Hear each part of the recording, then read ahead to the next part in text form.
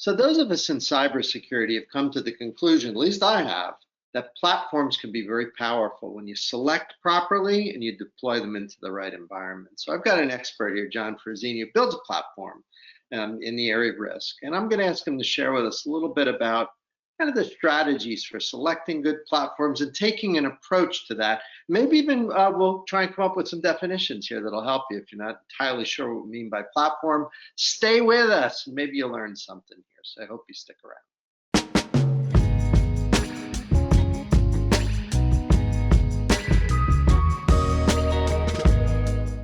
I'm at Amoroso from TAG. I've got my friend John Frazzini here. We've been engaged in a series of discussions about topics that we think are important for CISOs and for leaders in cybersecurity. We've talked about SEC and about, engaging with consultants and dealing with boards. And today we want to talk about platforms. This is a term we use all the time, and not just in cyber, but in tech, all of IT. That term comes up so much.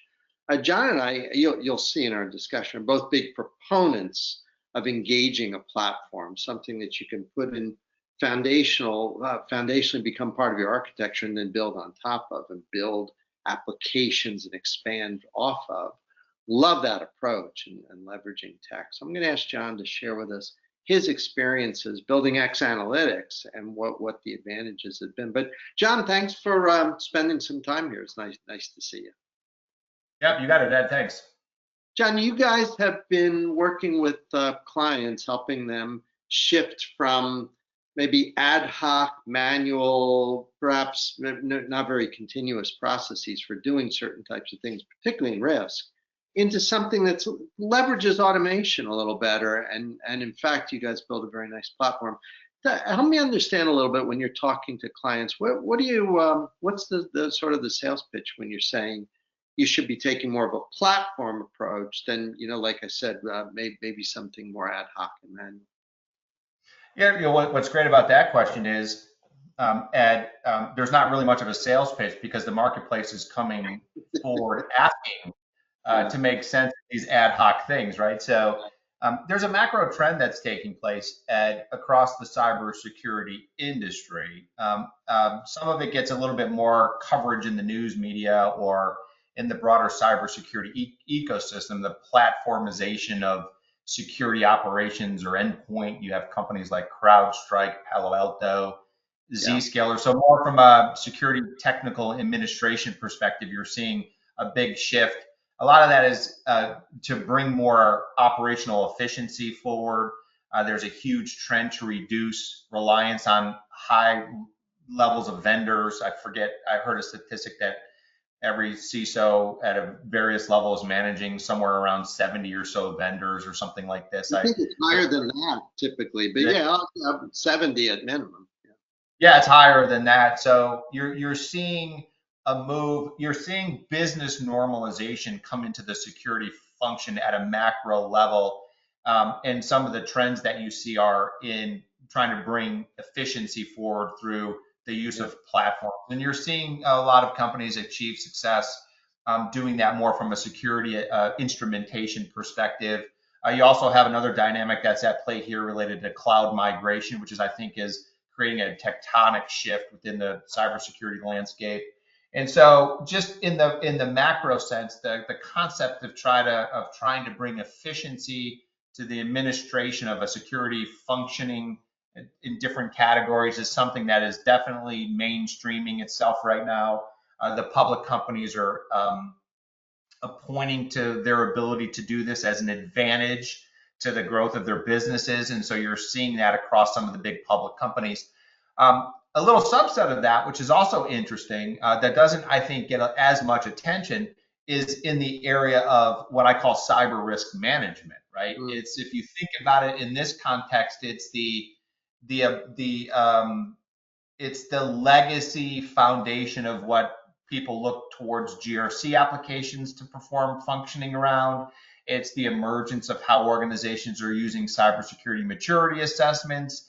There's been various intersections with cyber insurance carriers, right? So the whole subsection of the cybersecurity industry, what I'll call the cyber risk management section, you're seeing also a pretty significant seismic shift to try to create more of a macro continuous cyber risk program performance view. And you're seeing a lot of organizations move to simplification. They're looking for one platform to bring forward risk clarity that can be administered over the course of time. And so from a platformization perspective, you're seeing within the subsection of the cybersecurity industry in the areas of cyber risk management, and not to degrade it too much, because I think the story of GRC is well understood amongst people who follow and listen to what you guys are all about. But it really got its start there, right? It's like, how do we come up with a way to manage the GRC function within business? We've talked about this a little bit earlier. In the earlier years, when some of these concepts were new to business with the emergence of the industry, a lot of things were advanced and a lot of evolution has taken place. That leads us to today, where there's some pretty specific things that the marketplace is looking for. This isn't coming necessarily from the vendor community. This is coming from the end user community. And we hear this over and over and over and over again. I just want one consolidated view of risk where I understand what's taking place. I understand what mitigation actions can be implemented, and I want to be able to benchmark and communicate that over time. I want to have a continuous ability to operationalize risk understanding across my organization and have that have an ongoing view where that we can get better at this topic, and then I can communicate what I'm doing to leadership. And they're looking for platforms to do that. The marketplace is looking for one view. They've had different experiences with how do you contextualize a cybersecurity maturity assessment? What does that mean to the business? What are we supposed to do with that from an operationalized perspective? It's a kind of a point in time. What do we do with the outcome of an assessment? You've got security ratings companies that are throwing ratings information at us. What are we supposed to make of that? There was a lot of legacy, what I call incoherent efforts around CRQ, the whole idea around quantification, and what is that supposed to mean to our organization? And that kind of came and went with time. And so a lot of these different point in time initiatives around risk understanding never brought any enlightenment to a program. And I think when you think about platformization in cyber risk management, you're seeing the marketplace seeking a more cohesive, coherent, continuous understanding of risk performance across their programs, and they're moving away from these more point in time, I call incoherent data points that really don't help tell a good risk story. What I always had trouble with was trying to normalize a metrics program. Because when you didn't have a platform, and this is going to sound funny, but you'd make crap up. Like you'd invent on the PowerPoint chart, the ratio of this to that, or observation that we saw more of this than that. And it would be anecdotal and ad hoc and more or less just kind of, you would be opportunistic about what you could show to a leadership team or to a board or whomever. And we did that for years because there really was there was no alternative. You took what you had. But now I love the idea of normalizing and unifying things into a set of metrics that are that carry over month to month so that you can actually identify trends. Because if you're just kind of making stuff up every month, you really don't have a good sense of what direction you're headed. You don't know whether the ship is sinking or floating, or you don't know, because these point in time things are hard to establish context. But I mean, that's been my observation with platforms. They help you kind of create a metrics program that's meaningful and that you can stick with. I would imagine a lot of your customers must bring up metrics all the time. I would think that would be a key component. So what I've seen in the cybersecurity industry is various technologies or various programs or various vendors produce data, right? So what you've seen emerge over the course of time as it relates to cyber risk management, you've seen an effort by practitioners to try to take that data It could be anything from vulnerability scanning metrics. It can be anything from endpoint detection metrics. It can be security ratings data that's been produced.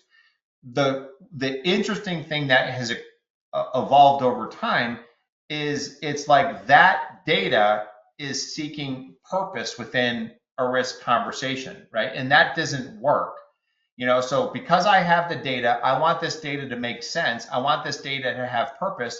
I want this data to have meaning related to risk improvement. Yeah. And what you see time and time again is that doesn't get delivered. And so it's not metrics for the sake of metrics, but you have to be able to produce what I call business intelligence that takes what is happening within an organization. You have to contextualize what's taking place and then put it into context as to what it means to the business. I'll give you an example of that, right? If a particular organization has is highly likely susceptible to ransomware, as an example. Like, everyone. As an example, right? Let's use a generic example. An organization needs to understand how they're likely to be impacted by ransomware. So what is likely to happen to us? And then you can deconstruct what you can do, which mitigation actions you can actually implement. Right. And that you can demonstrate that, hey, we have this business exposure to something called, in the cybersecurity industry, called ransomware. We've got this exposure, but we're taking this mitigation action that is designed to suppress or mitigate that particular exposure from actually impacting our business. If you build metrics around your mitigation prioritization tied to how you're reducing exposures to the business, and then you communicate that forward, you have now created a whole nother set of metrics that actually has context and meaning to the business. And so as opposed to flooding the zone with point in time incoherent tool-based metrics that are coming from some various cybersecurity tool set that doesn't make sense to the broader business conversation, and we've been seeing this over and over and over again in our industry, you can flip the switch to actually deliver metrics with meaning, and that meaning has to be, we understand where we have potential business exposures, we're taking mitigation action to reduce those exposures from impacting our organization. We're going to benchmark that, and we're going to show you how we're making risk improvement over time to benefit the business.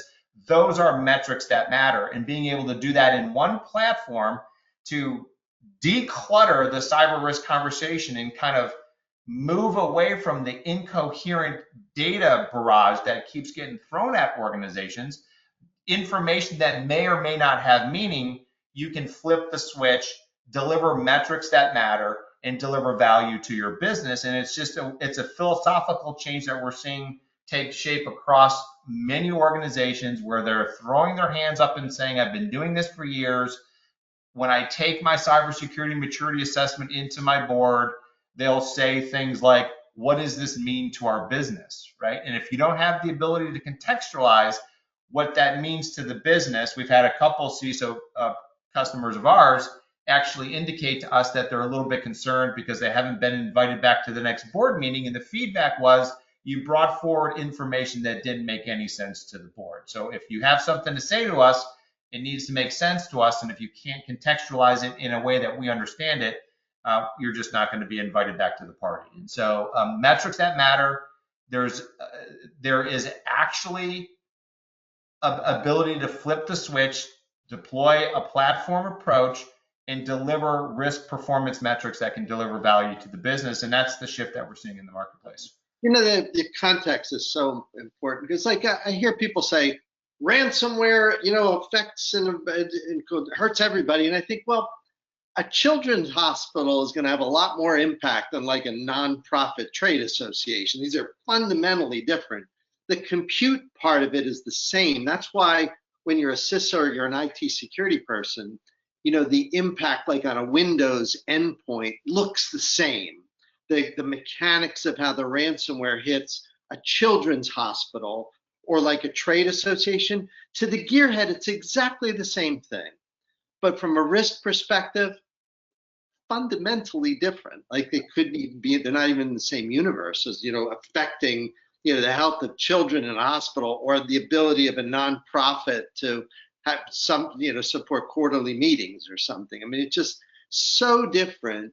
And I love that, once one engages with a platform, it forces you to go through and do the exercise and do the hard work of determining consequence of attack. Now, I want to ask you about integration, because I think that's another thing that gets missed when we don't have a platform. You'd mentioned pulling data. I used to pull data manually, and a lot of people still kind of do. Talk to me a little bit about how important it is from a platform perspective to have the automation and integration. Your platform lives in the environment, can pull data continuously. That seems like dream come true stuff to me. Like if you don't do that, I'm almost thinking there's really no alternative. But is that a big requirement? I would imagine it would be, the ability to Yeah, integrate the environment. Yeah, actually, what we find, I referenced earlier that there's a lot of different data that's being produced across the cybersecurity ecosystem within organizations, right? And then there is an effort because if there's data, invariably somebody thinks that there should be some value that comes from the particular data, right? What's unique, what customers really love about what we do at X Analytics, what they really love about what we do is we actually take a top-down approach, right?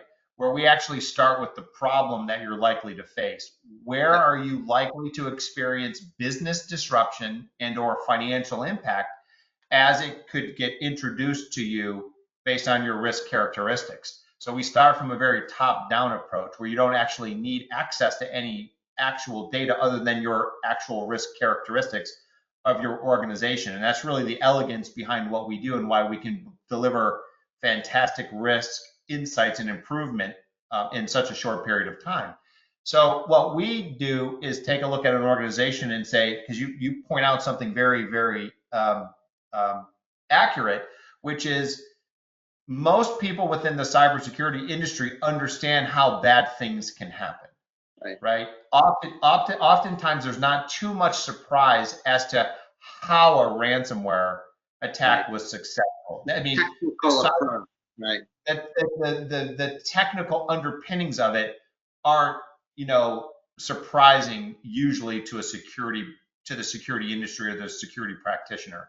So what we do, which I think is uniquely beneficial to our customers, and we get a lot of positive feedback related to this, is we just simply deconstruct how bad things are likely to occur to introduce disruption to your organization and introduce potential financial impact. And we make recommendations related to the mitigation actions based on your risk characteristics on how you can effectively reduce or suppress those potential disruptions and or financial impacts, right? So we take a very top-down approach. And so when you develop an optimized cybersecurity strategy using X Analytics, you're immediately able to identify where you have business potential risk associated by the introduction of cybersecurity incidents and how you can take mitigation action to prioritize the mitigation of those potential adverse actions, and then benchmark and report that performance over time. And that's really what this comes down to. This is business intelligence for effective cyber risk management, right? And oftentimes having a data-centric approach is overkill to get to the outcomes that a lot of customers are looking for. What they're looking for is risk insights that help them tell a better risk story, and that risk story is centered around an understanding of where you're likely to experience impact and how you're taking mitigation prioritization steps to mitigate or suppress that impact from happening, and then communicating that performance to your leadership up into your board. And we've got dozens and dozens and dozens of customers that are getting risk insights, risk improvements, and cyber risk success delivered through a platform-based approach using the approach that we've taken. And it's been interesting to watch the transformation in the industry, because what's come before has been rather confusing, disjointed, some people say incoherent. And so trying to bring risk clarity to an otherwise complex topic is really the hallmark behind what we do. Well, I hope you guys keep doing what you're doing. For people who want to do a POC, I guess would the website be a good place for them to go to be in touch with you guys? Yeah, absolutely. Yeah, get in touch with us. We'd be happy to take you on a journey, show you what we've got, and show you how we've been helping hundreds of organizations bring risk success into their executive chair.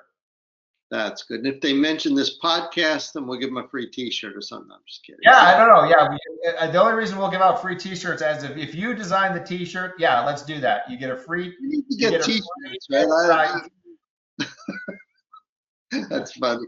John, I want to thank you for your very sage advice here. Yeah, I know you're dealing with customers every minute in this area, but really good strategy here for taking a platform approach, and I hope people take it to heart. So, I want to thank you for spending some time here today, You got it, Ed. Thanks for the time. I appreciate it. Thank you. and thanks everyone for watching. We'll see you next time.